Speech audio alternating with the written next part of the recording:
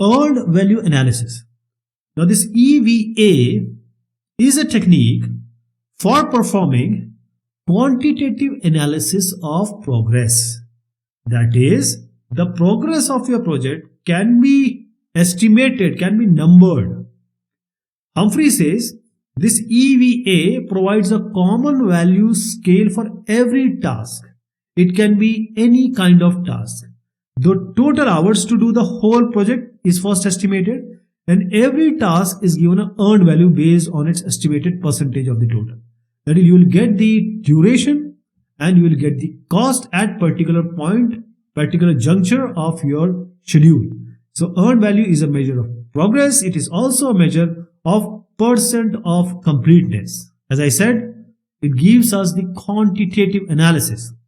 Fleming and Koppelman, he argued about EVA that if your project has a schedule, say 100% is your schedule, when you reach 15%, just by then it starts giving you very accurate and reliable readings, the numbers of performance in terms of duration, cost, whether you are ahead, whether you are behind.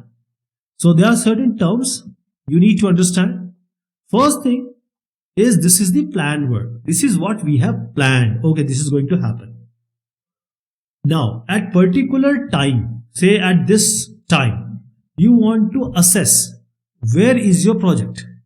So the actual AC is where the actual cost is there, and the EV is showing actual work accomplished.